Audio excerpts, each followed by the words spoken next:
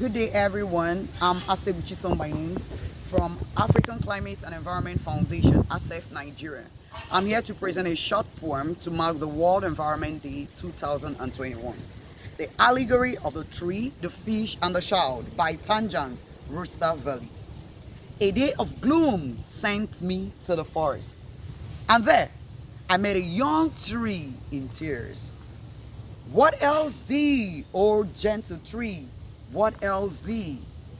Wiping away a tear, he said to me, as the days pass, so do I live in fear. For though we are the makers of man's air, he still comes in here to chop us down. How many brothers I've lost, I can't count. No more shade for my leaves and roots, I wilt. Trees should be sacred, but man wants profit. He will harvest the columns of the hive just to burn to fuel his infinite drive. Is the fires, if it's not lumbering, either for charcoal or for the machine? Look across the plain, dead trees aren't dead land. Once it was all green bliss, but soon man came. The vast forest was blessed with singing birds, the splendid valleys filled by stars in the hearts, the sound of the breeze through the trees, oh yes, with my happy load of 16 bird nests. How I loved hearing them sing to the vales, darting on my branches, shaking their tails, flying through my leaves, giving me great delight. Alas, man came and took away the light. Its stalk was blunt, that branches and its feet. I shed a tear, for I too shared a man's guilt. Spread all around were many dirt trees, ash from the fire and two famished geese.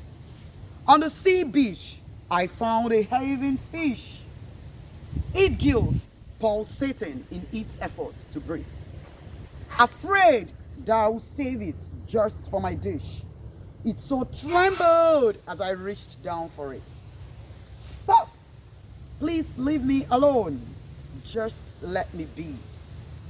Fear not. Let us return you to the sea. Oh no, it cried. I prefer to lie here, for my home is suffocating, no air. Come, what do you mean? I sat at its side. Oh, don't you know? It gazed at me with fright. We can't find good air below the waters. It was not like this. I lost 3 sisters. The waste from the factories poured by man, I tried to catch some air. Those terrible poisons give us no peace. When in the sea, I feel my body burn. I look around, oil at every turn. Are those from oil spills or just poured by man? I try to catch some air, hoping I can, but in my long search, I only go weak. Weak, weak, weak. Another young fish so sick. I swim, tired, nearly blind to the top. I reach first with my mouth for a gulp of that precious air that's been lost below.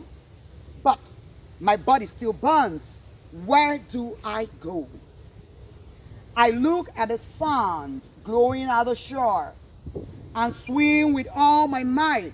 Here was I bound. Here I'll cool off, or here lie to die.